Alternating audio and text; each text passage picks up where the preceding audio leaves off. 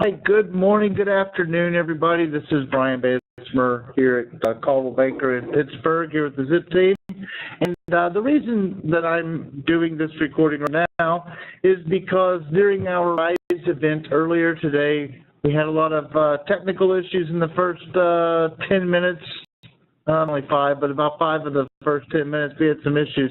So I wanted to create a fresh, clean recording for everyone, discussing this very important topic of prospecting and ESP, effective situational prospecting, part 2. So, this is a continuation from what Monica discussed yesterday. And she was talking a lot to us about the effective situational prospecting and kind of how we get to it and what it means and how we're going to use that to deliver more value to our clients and create more opportunities for us to be successful. Like any process you may have, insight or anything else, that there's a procedure, there's a flow. You can here to get to there. So 1 + 1 = 2. And if you mess up the flow, you end up with a different type of scenario.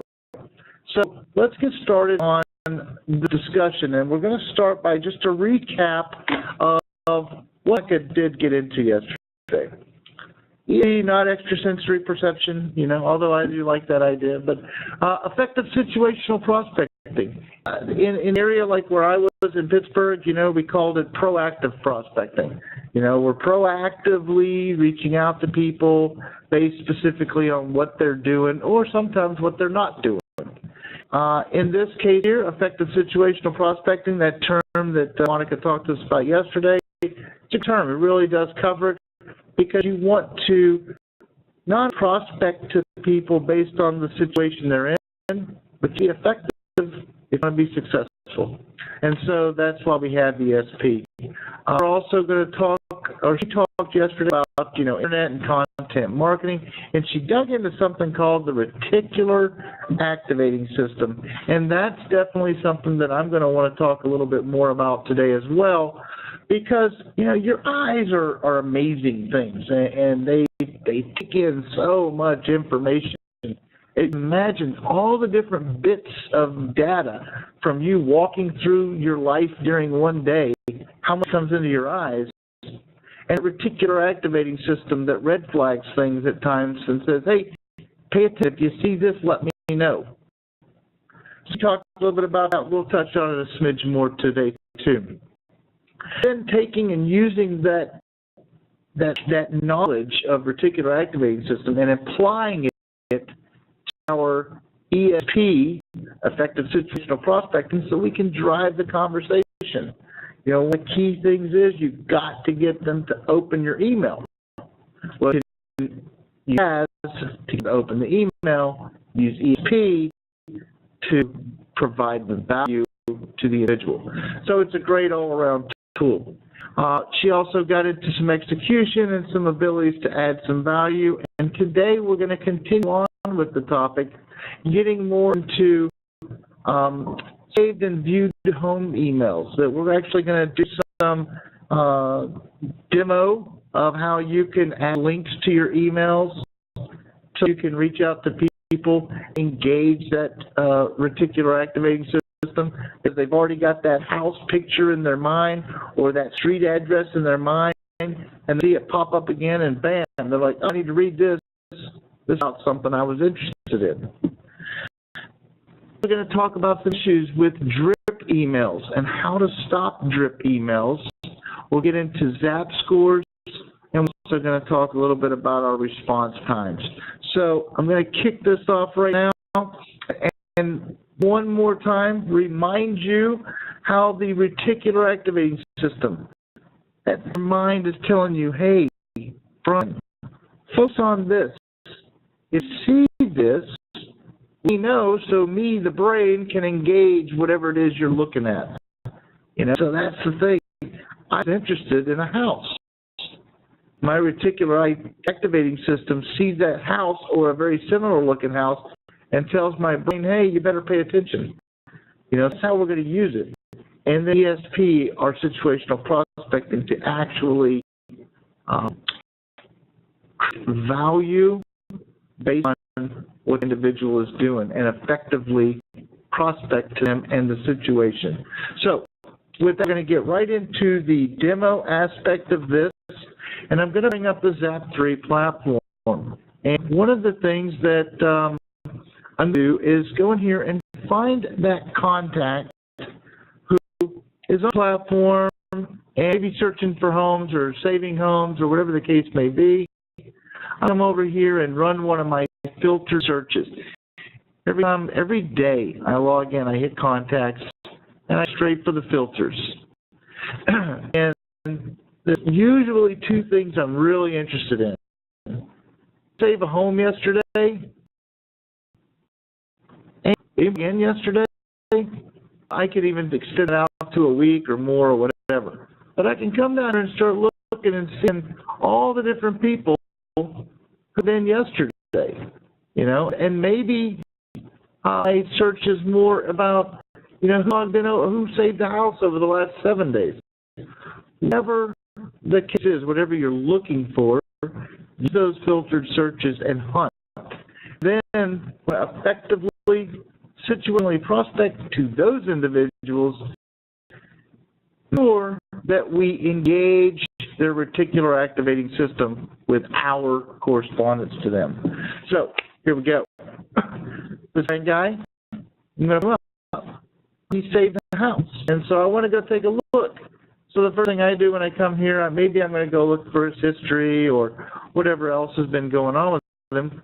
I'm going to search insights, just start getting an idea. Okay, what's he looking for?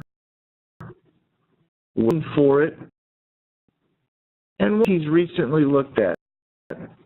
Particular individual, saved, and so I can click View All right here. Up his saved homes, and I can see he saved this one a week ago.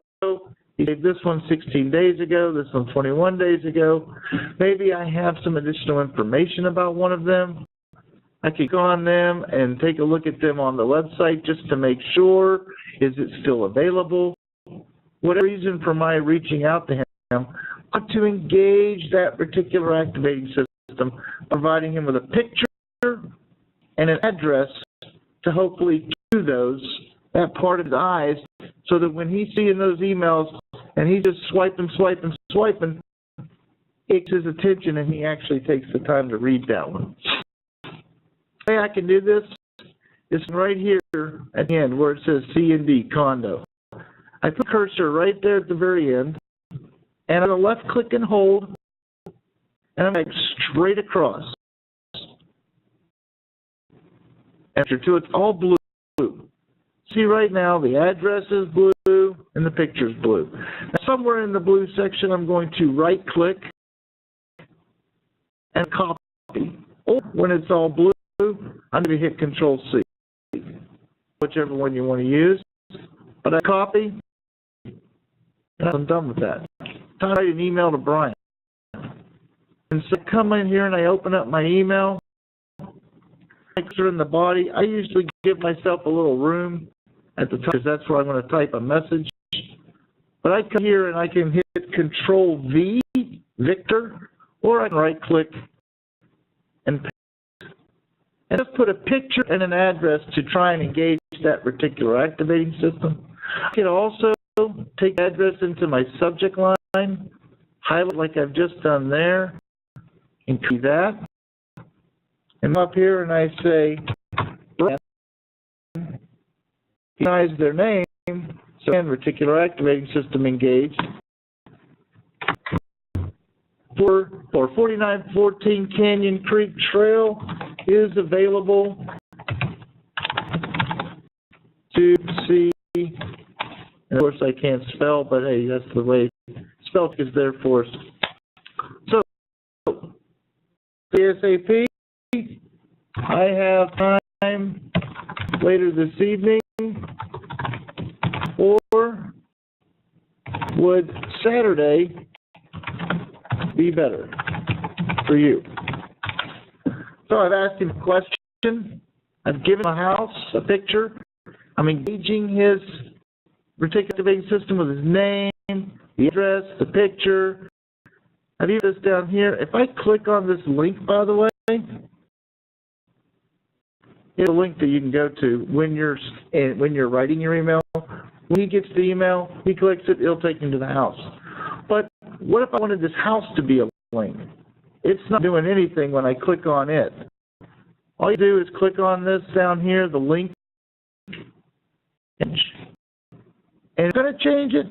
We'll just get changed because it highlights the whole thing for us. Just right-click or Control-C, and we bam, done. Now I highlight the picture that I also want to be a link. Link button, and use Control-V, and it's what I had just copied. And now you can see that it goes from a cursor to a hand when it's on here, and it actually is a link. It does link to the property, so the individual that goes to it can actually see my link in there. Now that's one way to do this. Another method of adding a link into your system that I want to share with you, because it's a little bit different, and you might like it better too. Some people maybe do. Is you want to go ahead and sign in as that individual. And you click more and you sign in as them, or you click on one of the addresses. Either when you get in here, maybe send something to him about a saved search. So go to his account, I go to saved searches. In that saved search, now quickly start looking at all the different houses that are in his saved search. If I want to, I just recommend them from right here. I can click the recommend button and it is it for him. But maybe I want to send something to him about this one. Make sure that he knows about this one, because I'm digging that price point right there. Well, just like we did on that other page, where what he's viewed and highlighted, and you can highlight multiple ones too, and put them in your emails. So but just like we did that, I'm going to go here and drag it across, and I'm going to highlight all that information. I just click and I copy to my email for Brian. I paste. Now this monthly payment thing in there, which I will probably take out, but address, it's a link. Price, and the picture's a link too. It's already a link.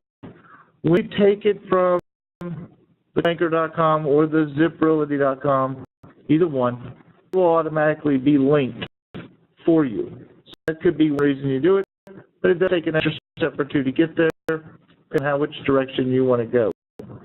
So those are things that I wanted to show you with links. In addition, just to make sure anything you want, you could link. You could create a link out of. The link, it just drives them to a website where something is at. On my website right here, I probably put McKinley's, which is one that I have done something with.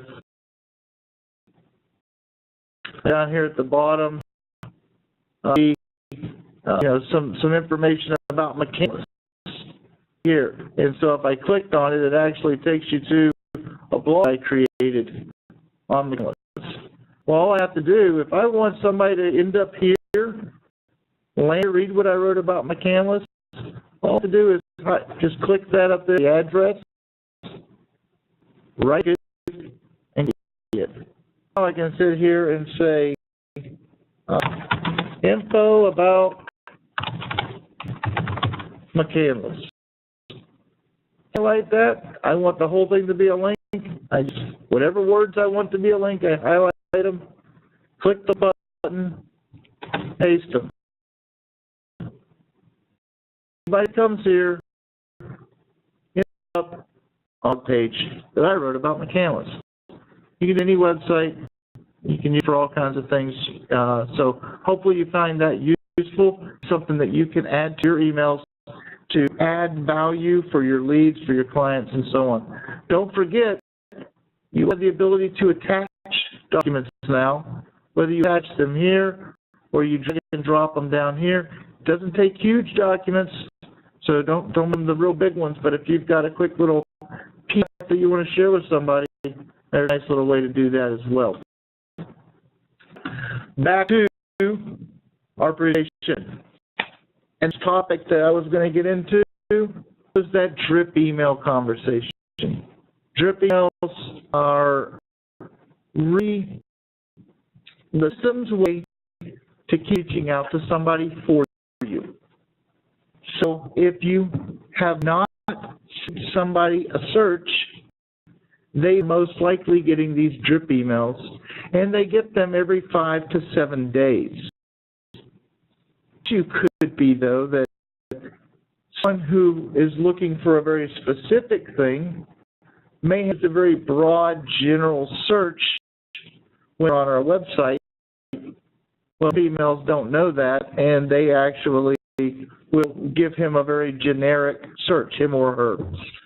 In addition, somebody may have had a very specific search and reduced the particular number of properties that may be available that match those criteria, and you end up sending the person the same email time after time. And these emails have your picture on them, so even though you're not personally sending them, they can see the email, see houses are the same, and sees your picture on it and thinks, why are you still sending me the same houses? I liked them last week. What makes you think I'll like them this week? So look here. This email was sent out on the 17th. The second was sent out on the 24th. But if you're into it, you can see that's about a week. You know, like I said, it's usually 5 to 10 days between. If you dig in a little deeper, check the same listing, same MLS number, same address, same price point. Same for the rest of these on here. And because he was very bland, I'm seeing these $20,000 and $38,000 properties, but he may have been more interested in the 120s and 160s. Who knows? The point is, it's not specific, and it's a very bland thing. But if you don't save them a search, that's what they're going to see. So saving a search is going to be a key that you can use to engage your client and effectively prospect to them by providing them value, and then hopefully feel the reciprocity on the back end of that. You really helped me find my house. I'd like for you to be my agent. Looking for the reciprocity, right? Save people's searches. When you save them a search, the system will send another one of those automated emails that says, oh, your agent just saved you a search, but you may also want to send one yourself. So this one right here, a zip notify search for you. You know, I hope you're enjoying the website. Based on activity, a good search. And then you, the agent, have to actually input what cities, the property type, sales price, bedrooms and bathrooms, whatever information you put in there. That section is for you to fill in. So you can see there, you got to fill that in.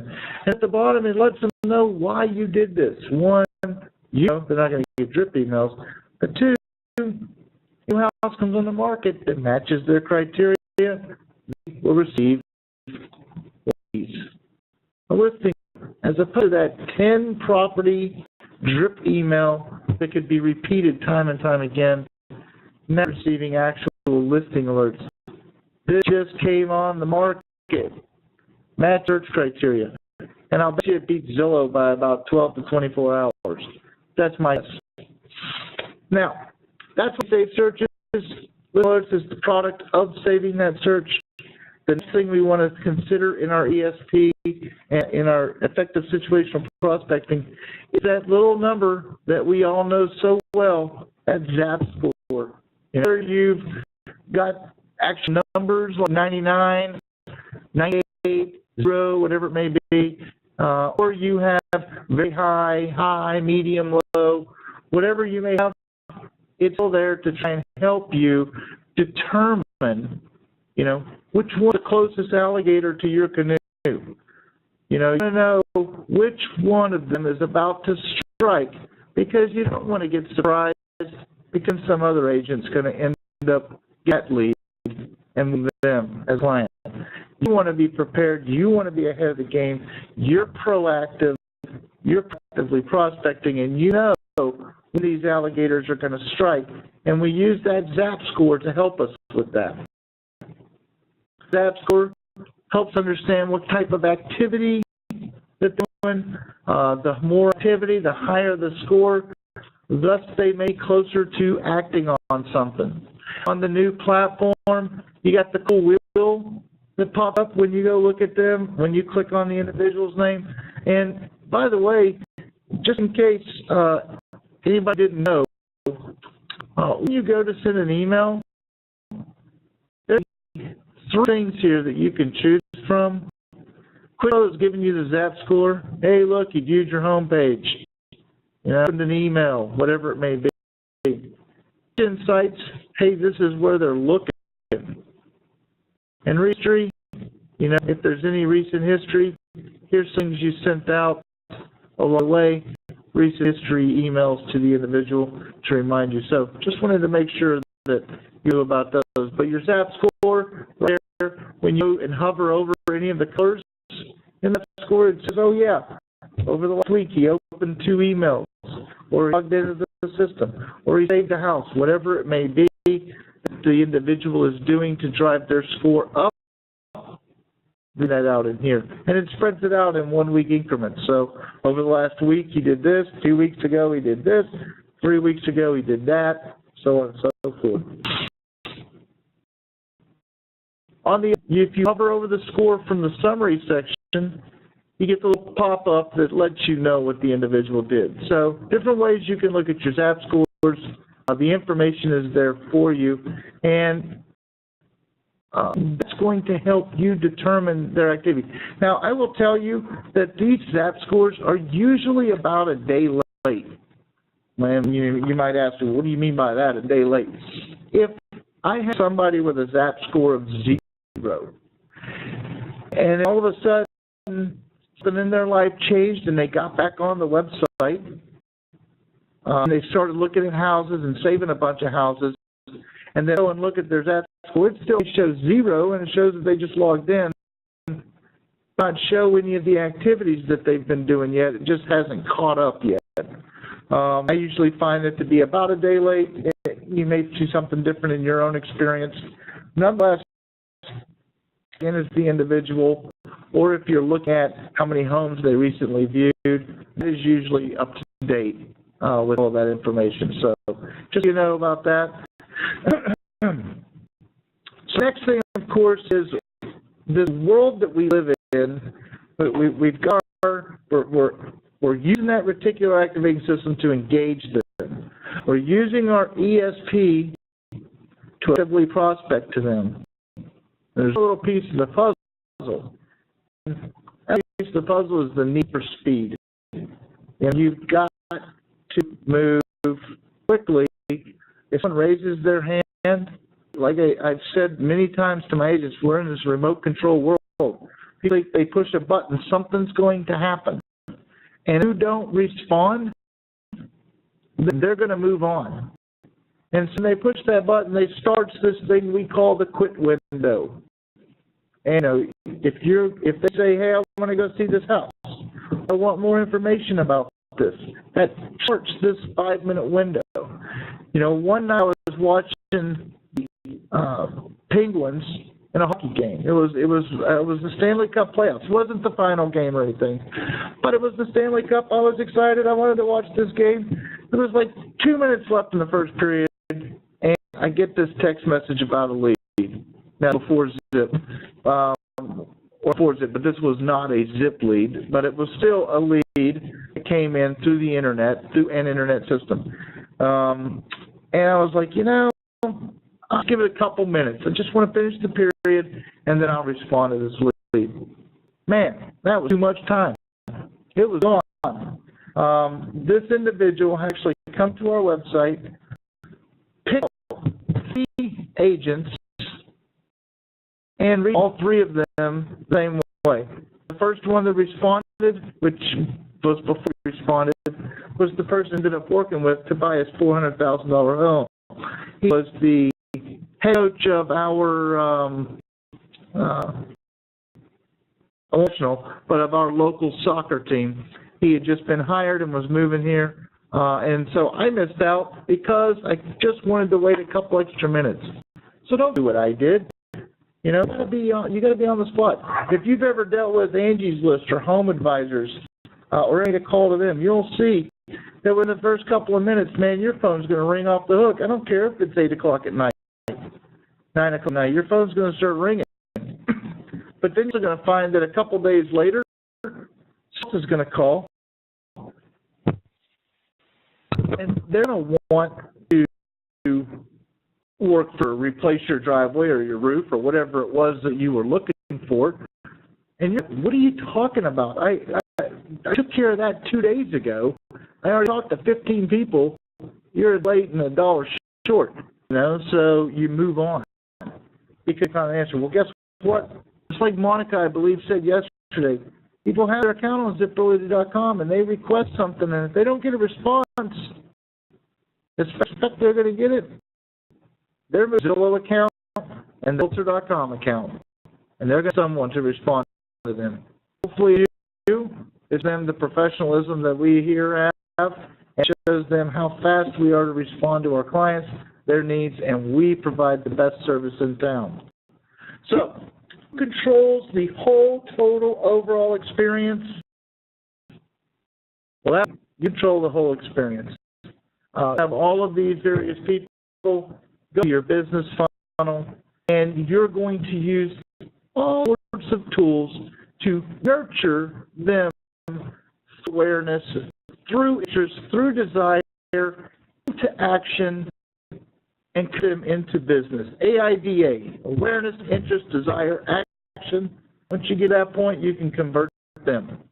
So how are you going to do that? You got newsletters, you got various campaigns, you nurture, you can use your ESP communications. Situational prospecting of it is that they're doing. What is the situation that they're revealing to you on their form? So you can prospect to them, and you're going to remember in your mind to use the activating system to capture them, to capture their attention. We have a shorter attention span than a goldfish right now. So you've got to really do some work to capture that attention. Other things that you're going to do as far as your practices go is you want to put the action in your emails. You know, what do you want them to do? What is the purpose of them getting this email from you? What is it you want them to do? Do you want to for something? Download a demo? Do you want them to call you? Do you want them to refer someone to you? Whatever it is, give them all to action. And just do one. In your email, one call to action in the email, and then bottom, after you signed your name on there, a little PS line. This is something like, PS, and it goes right back to that call to action, reworded a little different way, but trying to get them to do the same thing. Because, I mean, really, what do people do? They get the mail, they scroll to the top, scroll to the bottom, and if they see something in there that catches their attention, they're going to look harder, but if they don't, they're swiping. They're moving on. So use the email for call to action, but capture it again, recapture what it is you want them to do down at the bottom, just in case you capture one of them doing what I'm talking about here, which is spinning through the process. Your calls to actions, very easily understandable. Test emails on multiple different platforms. You know, what looks good on your big giant computer screen might not look so good on a cell phone. So you want to make sure you test it. And please check and recheck your spelling and your punctuation. A agent that once told me, I like leaving a couple of words misspelled, just so they know I'm a real person. It's the wrong answer. What that just told them is that you're not a professional. You're not professional enough to ensure that the information you put out there is proper, accurate, and information. And if you can't dot the I's and cross the T's in your own communications, how can I ask you to do that on a contract for the most expensive purchase of my life. So that's it for today. I retaped this because I know that what we were doing before was we really lost some valuable time in there due to the technical difficulties, and I wanted to make sure you had some good, solid information to refer back to. I hope you liked this event on the recording here. Tomorrow I'm going to be back again, hopefully better technology and not getting locked out. Like I told them earlier today, I'm going to give my computer a good swift kick before we start, so hopefully that bad stuff happens. But we're going to get into texting and some multimedia prospecting. Again, thanks so much for paying attention, for being here. Hope this was beneficial for everybody, and have a wonderful, wonderful day.